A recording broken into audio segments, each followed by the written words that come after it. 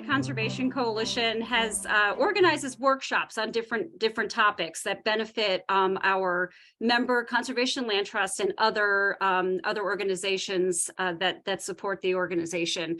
And this is my first that I'm organizing as the new executive director of Prairie State Conservation Coalition. I started my job 5 months ago tomorrow, and really excited to be working on this. Look, you're doing okay. I'm gonna say this and I'm gonna go ahead and go. And so excited to have as my first organized workshop, Gordon Hempton. Again, my name is Cynthia, for those who are just coming in, and this is being recorded so that we can share it with those who couldn't make it.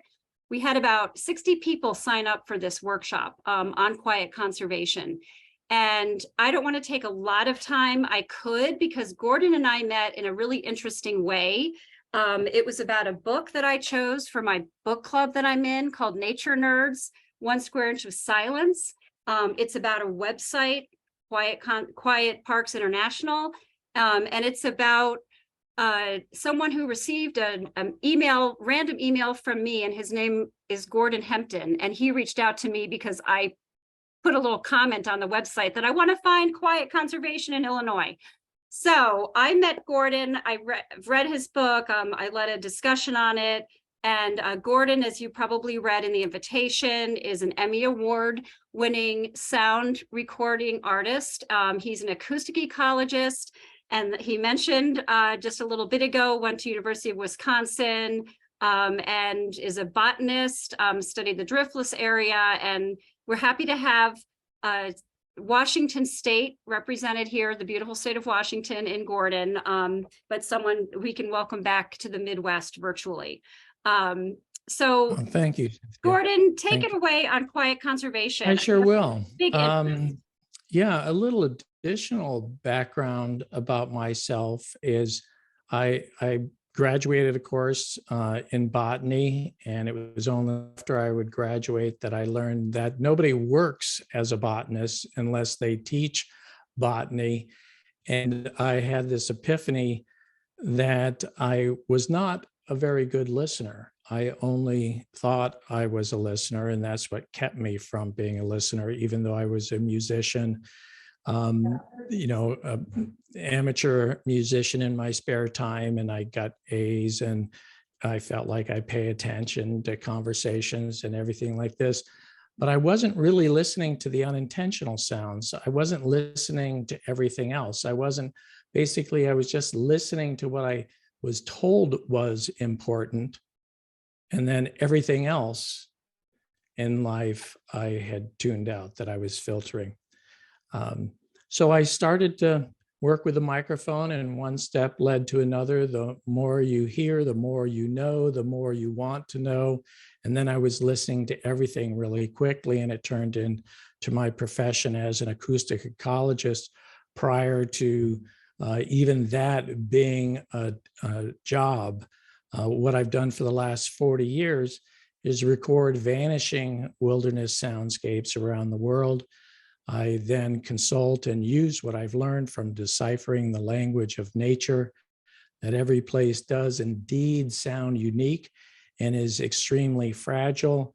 My information is used in museum exhibits such as the Smithsonian and products through Nat Geo, and also, oddly enough, many video games that have taken me around the world 3 times to record nature at its most natural.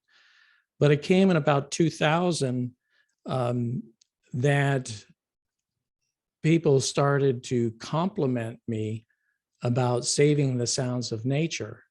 And that made me sad, because I knew that I was not saving the sounds of nature. I was creating a catalog of what we were going to lose, because every place that I had been recording in the first 10 years of my career had vanished, essentially. Not only did noise intrude because of highway expansion, aircraft increase, road, railroad, everything, transportation noise is the #1 form of noise pollution, but it's really well documented that The noise itself causes huge species shifts in our populations. Jesse Barber at Boise State University, for example, he wanted to end the discussion that had gone on about how noise impacts wildlife. And people said, well, you know, noise, I mean, really, it annoys us, but how can it really impact wildlife? The species loss in transportation corridors was also attributed to road kills, attributed to maybe visual distraction, noxious odors. There's just all these sorts of problems. So Jesse, he figured, okay, well, we know this, this study area in the mountains. We know who lives there and everything like this. Let's put in a phantom highway. And so they put a long line of speakers into the wilderness and then played highway noise and studied what happened. And every species declined and some species were eliminated, even though there was food, water, shelter, and everything. So that's the window into how noise pollution has affected what does exist and what we experience in nature today.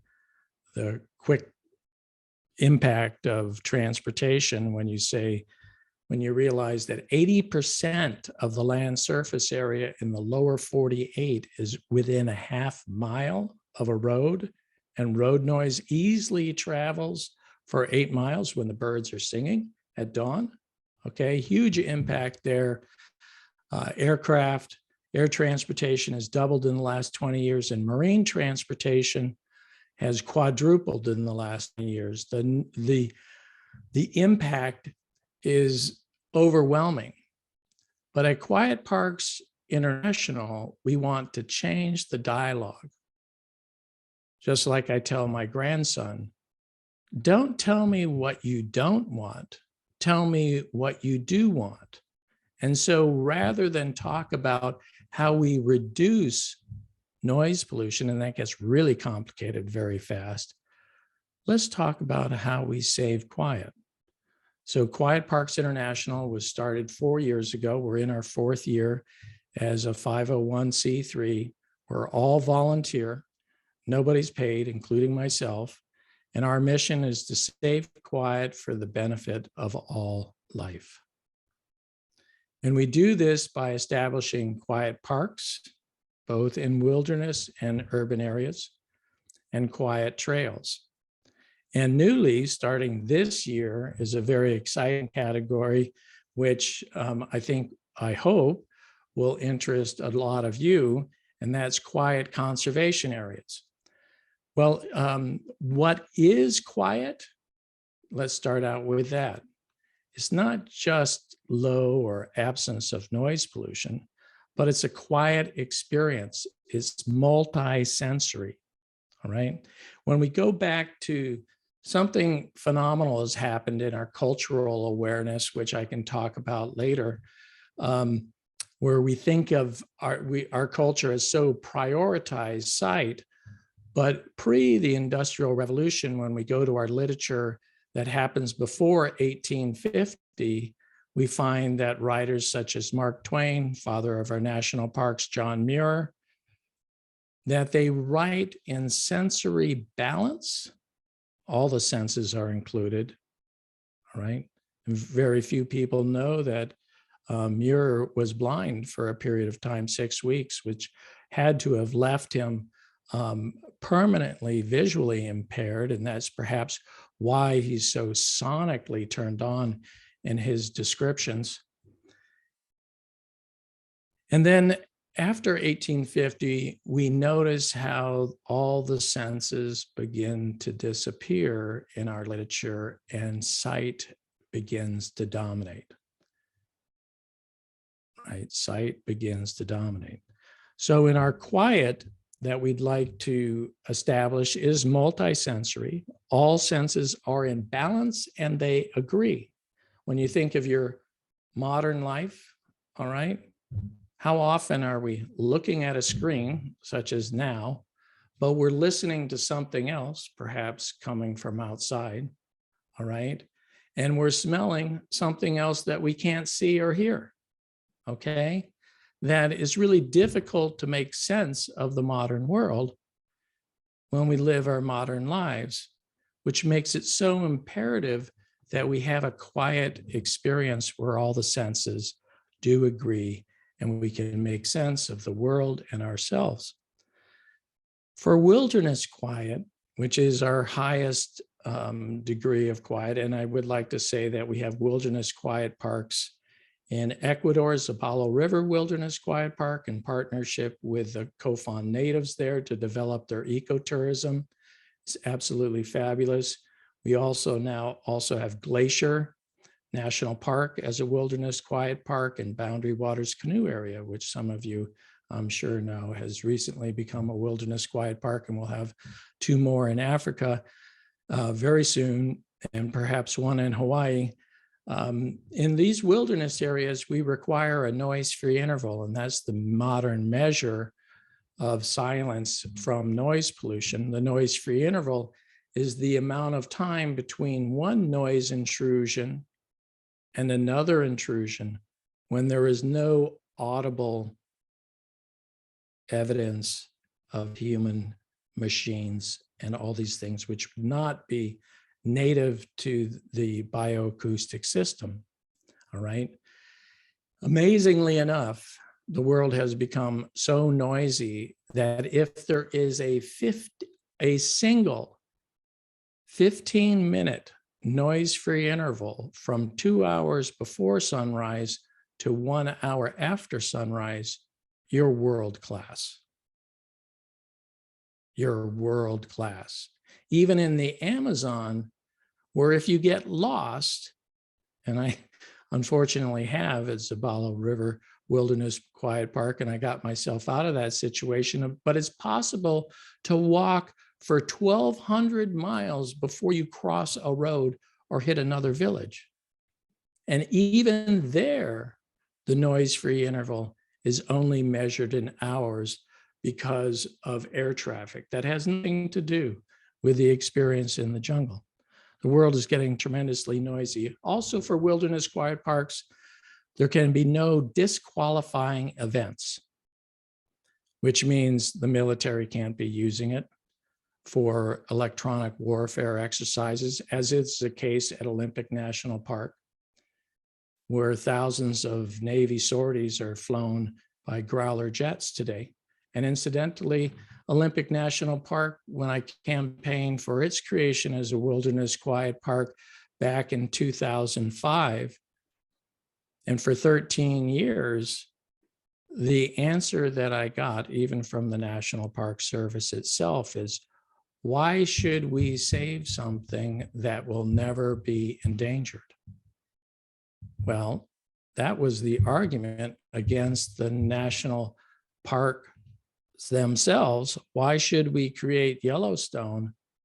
Because there's so much wilderness in the United States. The future is coming, and the future is coming faster than we would like to admit. Also, it's multisensual. So wilderness area, you can't be smelling smog coming from an adjacent city, can't be looking around at garbage, that your senses, all your senses will be informing you in a balanced way. Urban quiet parks, there's no way you're going to get a wilderness experience. Okay, so what is an urban quiet park? An urban quiet park is, yes, we will admit that there will always be the low rumble, the kettle drums, as I described them, in the background, all right? But nature will clearly dominate. And if you reach out to a leaf, for example, these are the tests that you can perform at an urban quiet park. You rub your fingers against a leaf, you'll be able to hear it. If you rub your fingers against a different leaf, maybe a monocot instead of a dicot this time, you will hear a different sound. When you hear a bird sing, not only will you be able to recognize it as a robin, but when you listen closely enough, you'll be able to hear that robin's voice, because songbirds, as a rule, do learn their songs from their parents, They do express regional dialects. Birders by ears all the time listen to perhaps mockingbirds, and they can tell by the songs that they're mocking their journey during their migration, the places that they've traveled through. It's just really so wonderful. And also they improvise. But not every place, and quiet trails occur both in wilderness areas and they occur in urban areas. Our urban quiet parks are in Taipei, London, Barcelona. We just announced our first one in the US in Portland. They're popping up all over. Part of our goal is to make quiet a daily choice for most people living on Earth today. And most people on Earth today live in urban centers, and it will only continue to grow that way. 68% projected in the next 10 years will be in urban centers. But quiet conservation area, that is a really important, first of all, not every place is large enough to be a wilderness. Not every place is open to the public. All right, both urban and wilderness quiet parks need to be public accessibility. And not all quiet conservation areas are quiet. What makes a quiet conservation area? We have two coming up. Well, one that's already been awarded and established, that's Desert Mountain outside of Scottsdale, Arizona, a gated community that has 3,000 acres of a private wilderness that in all photographs appears to be absolutely pristine, gorgeous Sonoran desert with trails that you would assume are peaceful and quiet, just like we remember the desert to be, except it's on the approach for aircraft to Phoenix Sky Harbor and on the departure. So during the morning hours and the evening hours, the most fragile times of the day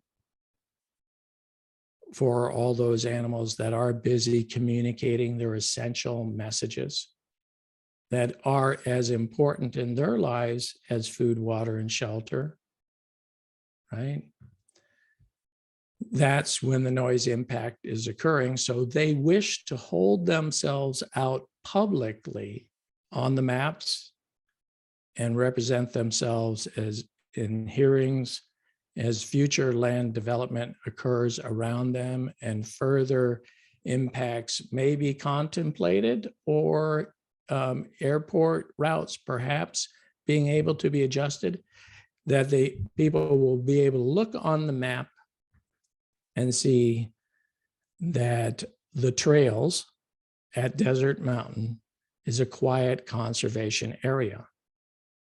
Well, you can only imagine how somebody that's thinking putting in a firing range or something like that, and they see, well, I think we're going to get a lot of pushback at this quiet conservation area.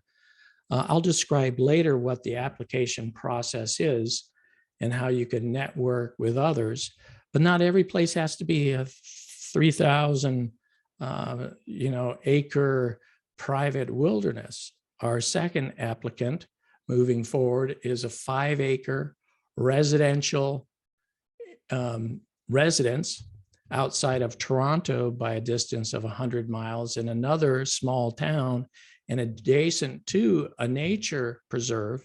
And this residence was the very first structure in that town over 150 years ago.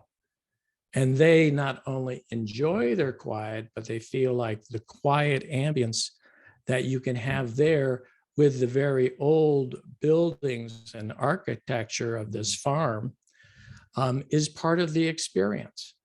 So they're busy applying so that they can hold themselves out publicly as a quiet conservation area and get perhaps more clout at public hearings. The natural quiet, how does it serve wildlife? All right. And when I go through this list here, you'll notice how it's not the loud sounds that matter in wildlife survival. It's the faint sounds. One of the driving forces of evolution has been pushing the threshold of perception further and further, so you get to be one of the first to know what the heck is going on, because sound is created by events, and each event makes a different sound. And there are a lot of events going on in the world, and they're all carrying information.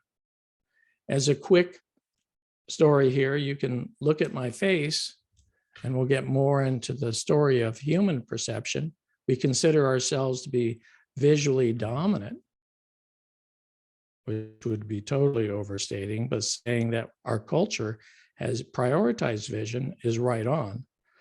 But if vision is so important, why are the eyes just in my face, in the front of my face?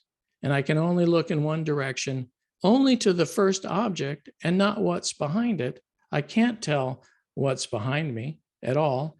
And if that priority information that's so valuable towards my survival, why the heck do I get to turn it off?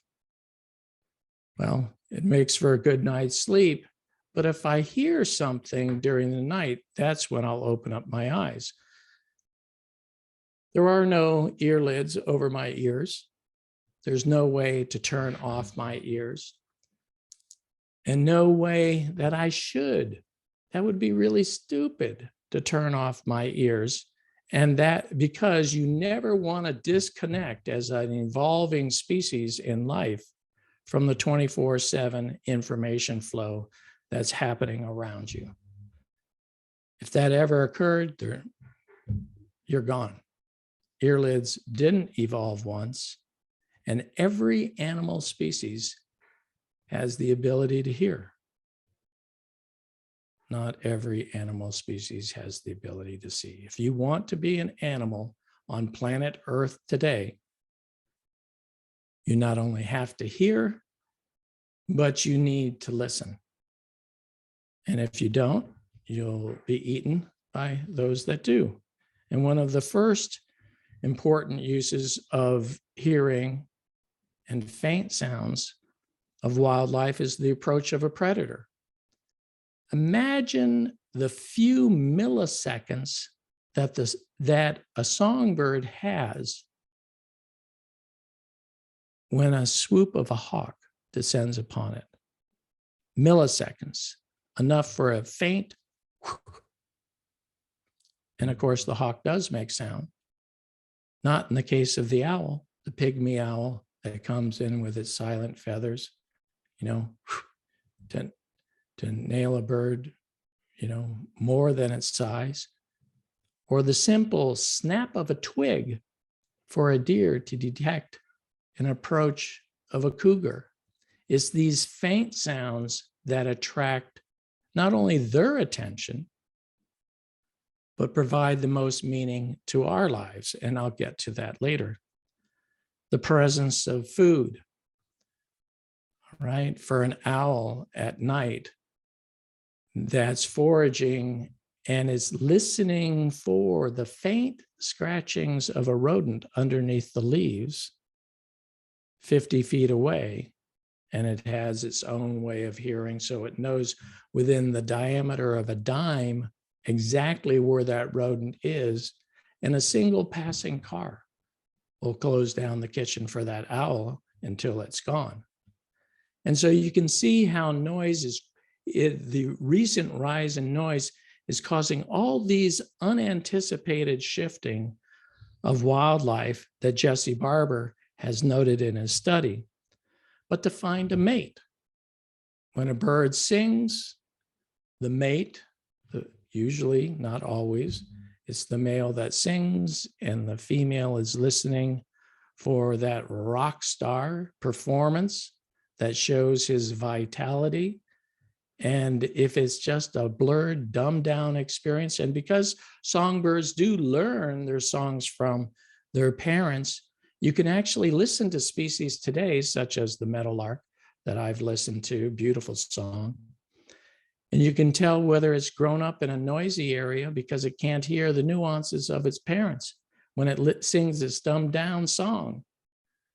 Okay. Or when COVID happened and I was living in Port Townsend, came out of the Amazon to find out the world had changed. And then I got home to Port Townsend and the American Robin started to sing in a quiet town for the first time. And I experienced it had stage fright. It didn't know it had so much ability, and spent some time really fine tuning his performance for the next couple of weeks, which was a lot of fun to wake up in the morning and hear all that. There's other cases where the gray tit in Europe, for example, that's been studied when the highway closed down for over a year so it could be repaired.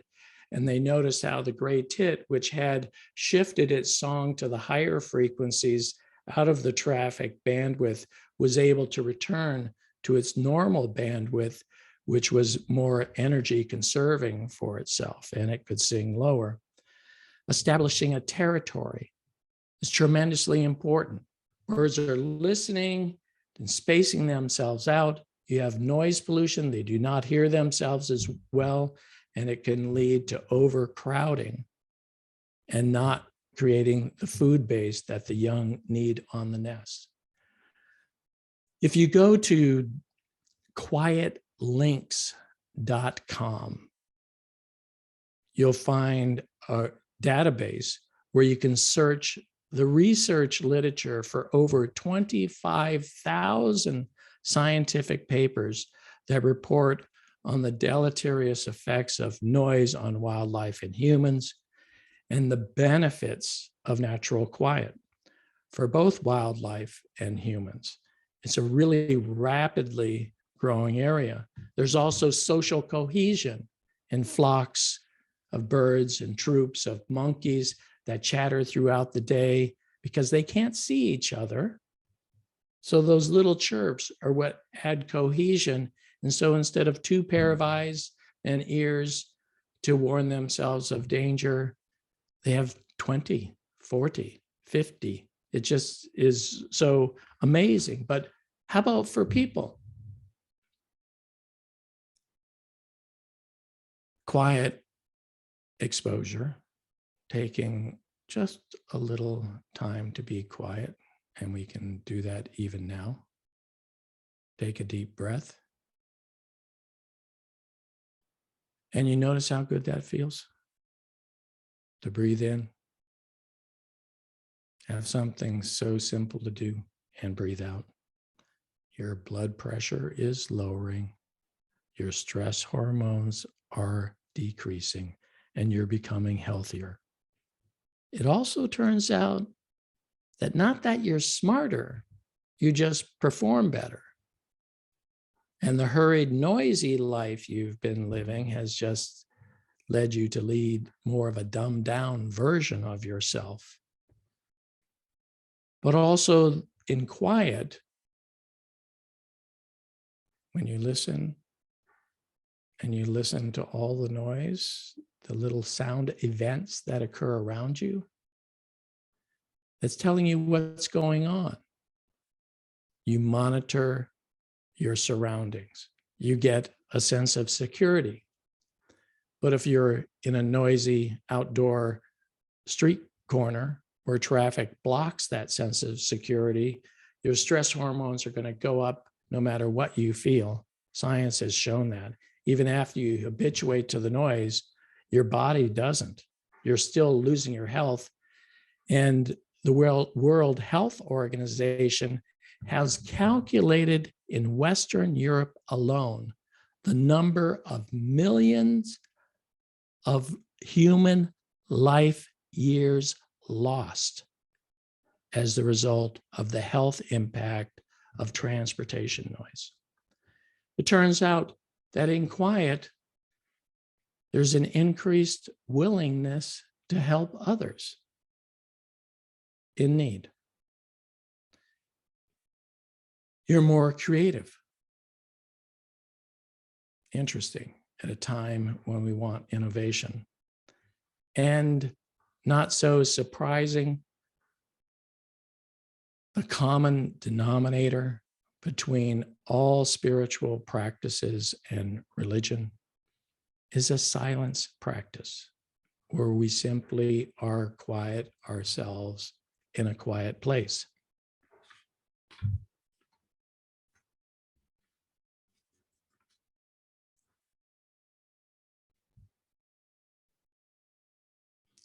In a world full of noise, and I'm not talking about noise pollution now, I'm talking about ancient life hundreds of million years ago, because until it becomes sound, it's just noise, right?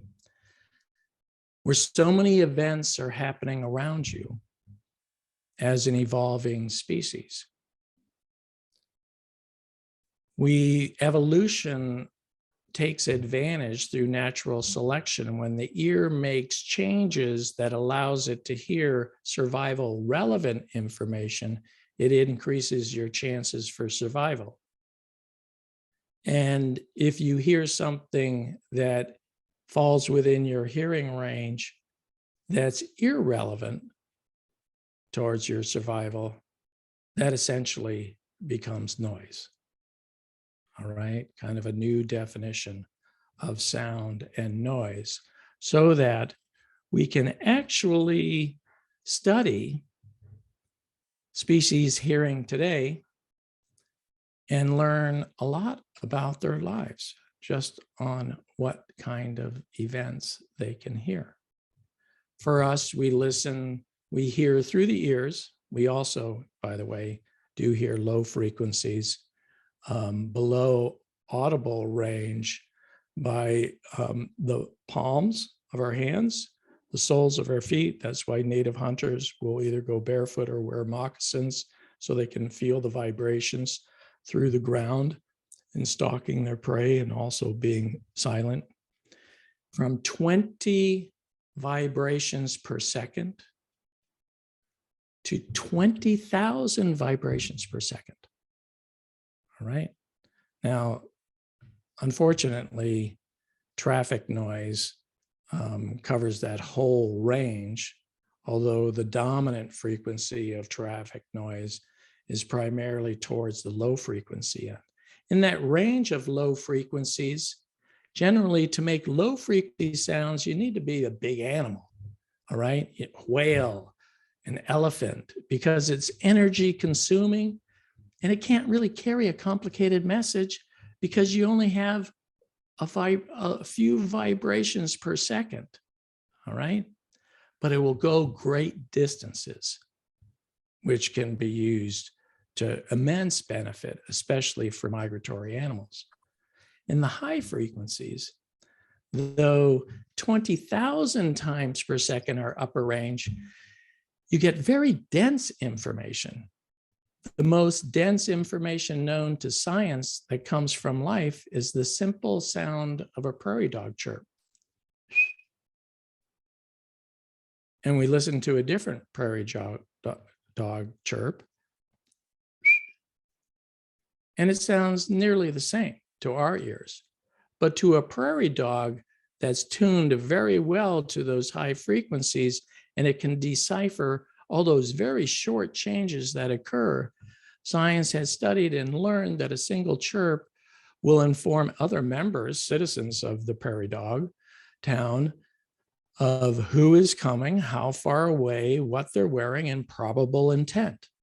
And the researchers would dress up in different colored outfits and different postures and walk at different speeds and then record the chirps, which all sounded identical to human ears, but look at them on screen, and through spectrum analysis and everything else, realized that there was indeed communication going on.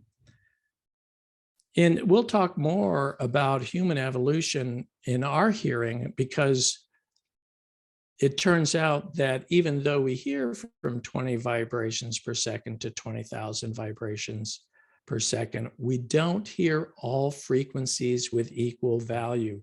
There are equal loudness contours that shape our peak sensitivity, and our peak sensitivity, when you consider that this is also a graph, a chart that tells us in our evolving ancestors what kind of events in our past were occurring.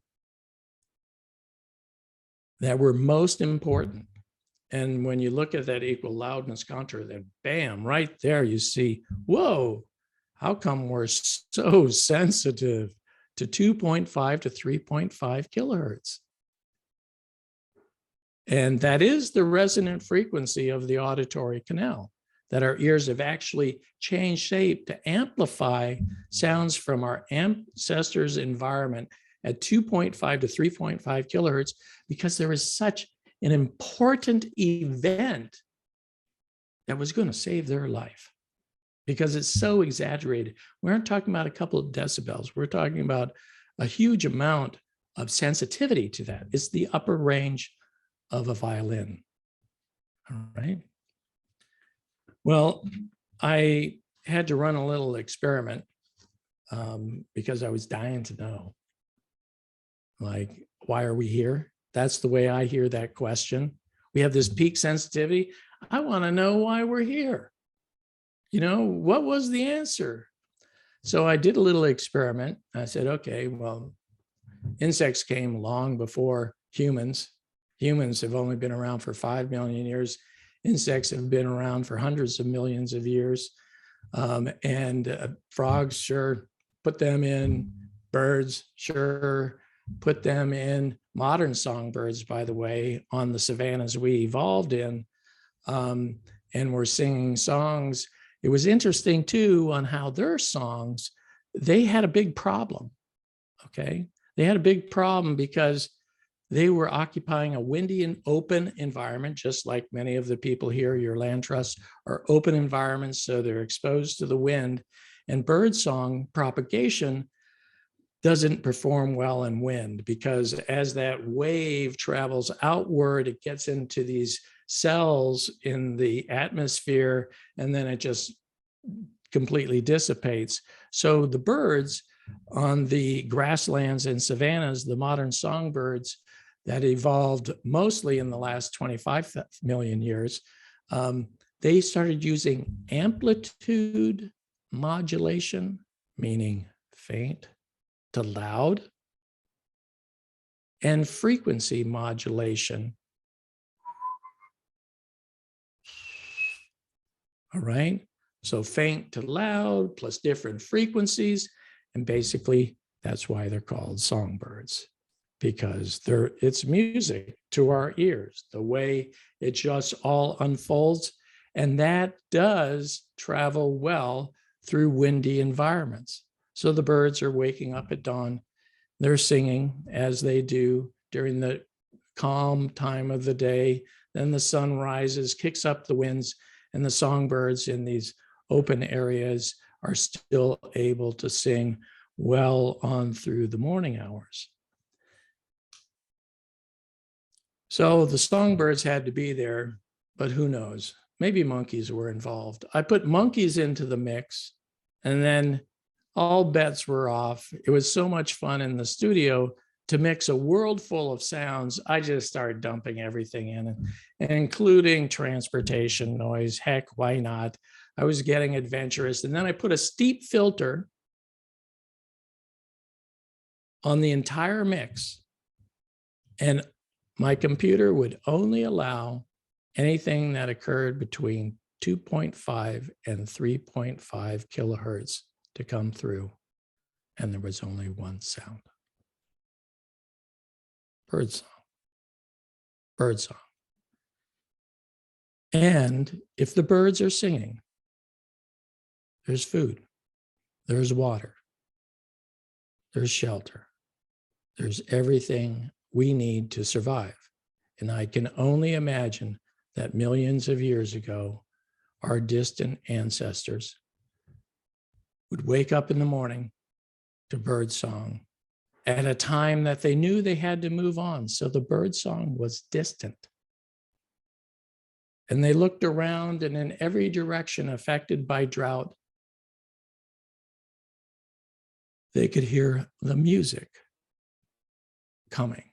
And so whatever their sense told them, they followed that. And I believe that we are here today. But that, of course, is a maybe, because maybe it was something else. Maybe it was the humming of a mosquito that might have been carrying a disease. I didn't put mosquitoes into the mix, right? There are lots of possibilities, but ask yourself, why do we hear birds as music?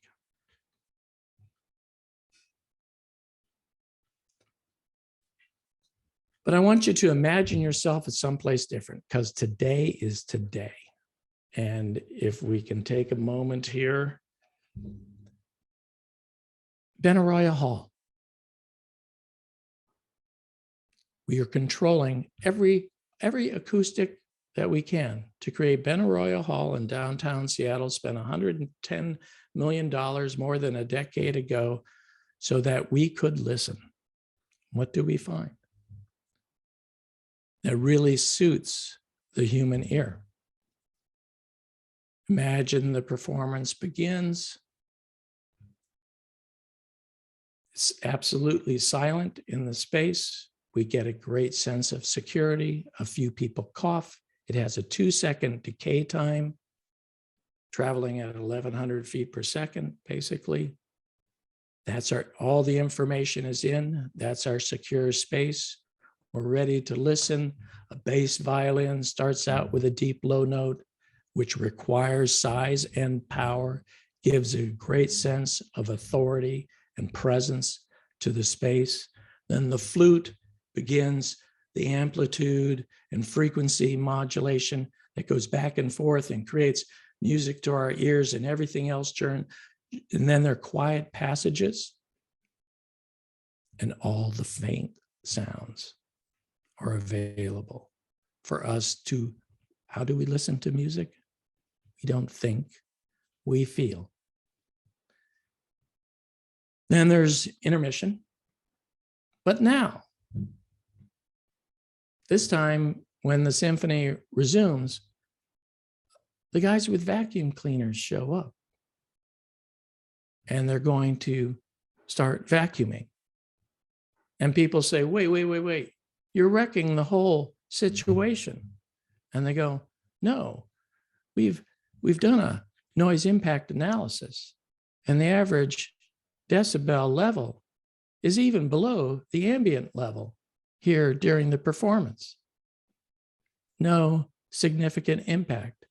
And that is exactly what we are doing to our natural areas today, and are doing at this very moment at the quietest place on Earth, which is Haleakala Crater, where air tour management plans are being considered right now, and they're in final stages of approval, and a flight ban is not one of them. Since we're running out of time, and I would like to leave time for questions, I would like to go through, if you would like to be a quiet conservation area, to publicly hold out your lands, you can go to our website, Quiet Parks International, and fill out a simple form with your contact information. You either need to be the owner of the property or the management authority of that property, and express your interest in conserving the quiet experience on your land, and we will help you. What is required to receive the award as Quiet Conservation Area is that you must have a statement, a value statement, a clear value statement about the importance of natural quiet for benefiting both wildlife and people. We can help you do that. And also over time, we expect that we can develop together a meaningful quiet management plan. And some of these changes, by the way, are really easy, which is to recognize what are the noise sensitive times for even visitors to come to your lands, if they come, of day and also during the year. There's sometimes very simple choices, but you get to actually plan for this instead of just let it happen however it does.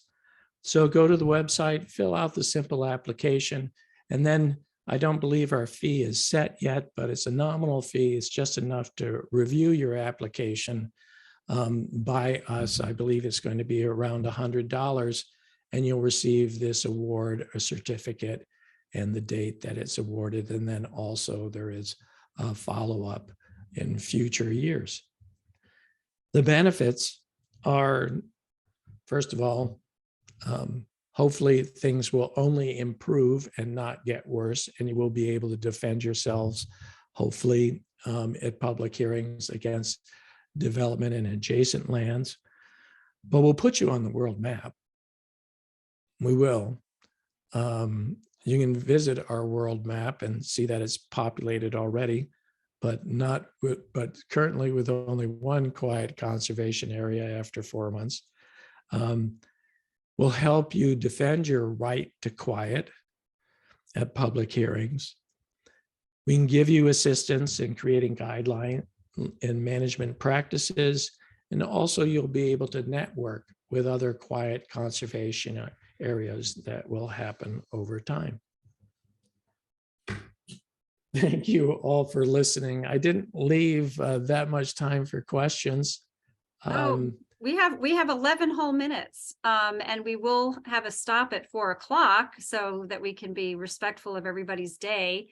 But we do have 11 minutes. And we have a smaller group than registered. So if someone wants to just go unmute and maybe just, if you do so, introduce yourself real quickly and ask your question that way, that works for me too. I don't see anything pressing in the chat. So if someone would like to do that, just go off mute and feel free to ask Gordon a question.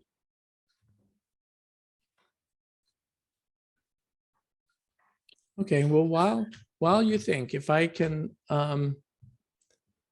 lead everybody through an exercise here, and we'll see what questions emerge from this. This is an exercise that I do several times each day, especially when I find myself distracted, tired, busy. We have a saying at Quiet Parks International that we try to speak from quiet, all right? And so this is a quieting exercise, but it's also an exercise that builds awareness.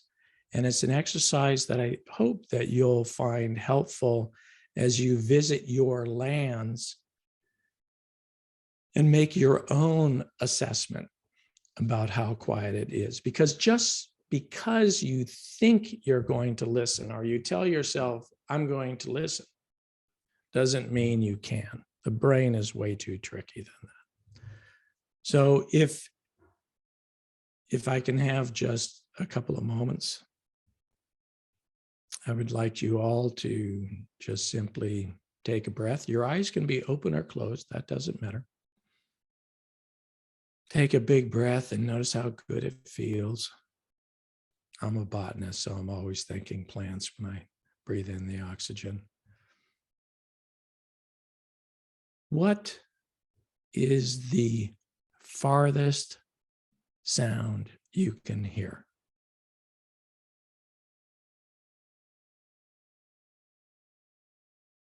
That determines your auditory horizon or your area of awareness.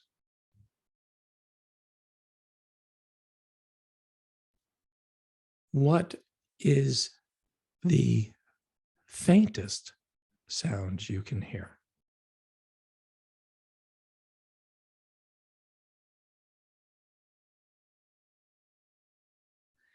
And now don't listen for a sound.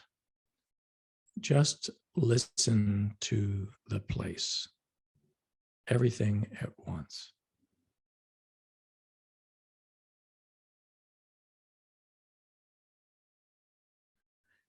And notice how you feel. As you do this practice, indoors, outdoors, different places indoors, different places outdoors, you'll notice how the feeling changes. Every place has a feeling. And I think what's so important about land management is that each one of us and every animal alive today will die. That just comes with life. But the land will not. And the land does have a voice that speaks to each one of us when we listen. So I encourage you in your lands, as you visit them, to listen to the place, which is a lot how we listen when we go into Benaroya Hall. We're not busy thinking, how the heck did they engineer that flute? All right. We don't even know the names necessarily of the performers. None of that matters. What matters is what we feel. And, I just turned 70. But long before I turned 70, I knew that I inherited a body in a sense. And the judgment of right and wrong that's millions of years old, just simply in the way that the sensory data acquisition, to put it in scientific terms, flows. And it begins with sound. We hear something, look in that direction. If it attracts us to gather more information, maybe get closer, smell it, touch it, maybe taste it. There are all these different, all our senses are here for a reason. And sight has never been first and foremost until the Industrial Revolution. So when we make decisions about our lands and decisions that create legacy, I think we really need to return to who we really are. More important than this time or what happens to be trending, because the land will outlive us. Gordon, one of the things that I think I mentioned to you in the past is, as I travel around to visit our conservation land trust members, I've been doing that exercise that you taught me when we were on our initial Zoom. And it was really interesting because, we were walking along in a natural, maybe a state nature preserve or a natural area, and we were chatting, 3 or 4 of us. And then I asked everybody to have quiet. And it was so interesting. And because when we're with others who we enjoy and we enjoy the outdoors, we're usually chatting with each other. So I would also say that when you're with other people who you enjoy and enjoy the outdoors, to have those moments where you all get quiet together and then do that exercise, the furthest sound and the faintest sound. And I'm doing that as I travel around, because I'm hopeful that we really start to get this movement going in Illinois for quiet conservation. In my mind, who knows what it can lead to?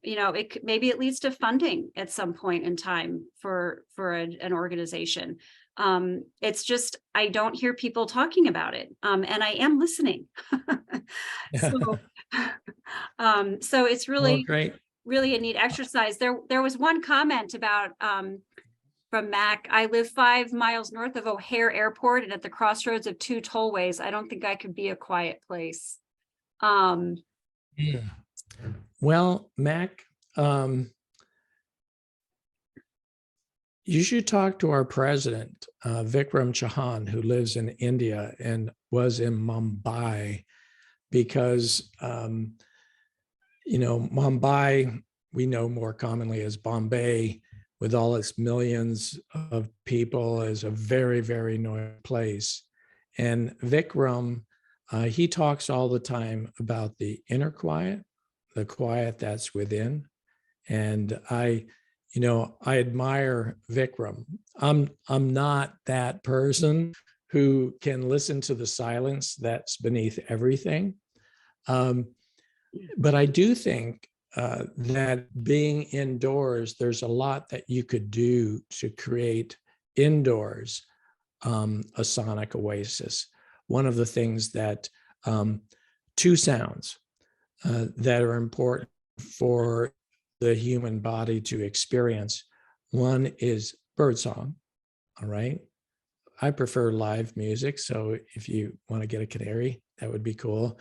You know, that signals prosperity, as it has from the very beginning. That's very optimistic and cheery. And then the other thing to experience is a very, like, if you could include a water feature, but make sure that it's quiet, because you want the quiet to exist so you know all the information is in, because it helps build a sense of security. Okay, but the quiet is as John Muir describes, that flowing water contains all the sounds of the human voice, beginning in babbling infancy, boisterous youth, tumultuous midlife stages, and finally quiet, meandering old age. So, you know, John Muir, he's a wonderful writer who's also, by the way, very accurate in his descriptions. He wrote the poetic phrase, "snow melting into music." And I found myself skeptic about that. Like, nah, nothing you could dance to. And then but I double checked, and I went up to the Hurricane Ridge at Olympic Park in August on a late afternoon to a snowfield that had peeled off the talus slope, stuck a microphone in there, and felt like I wanted to dance. It was amazing how the physics of melting snow really is a good reggae. Yeah. Mm-hmm. Gordon, that I love that imagery and the poetry that you're ending on. And while I would love to keep everyone for another hour to keep talking, I think it's 4:00. So I'm going to let everybody move on. And Gordon, thank you so much on behalf of Prairie State Conservation Coalition, and thank you to everyone who took some time out of your day today to listen to something that is new to our thinking, I believe, in Illinois and the Midwest. So let's keep talking. Let's make some change where we're looking at another aspect of the importance of conservation and wildlife and survival. So this is important.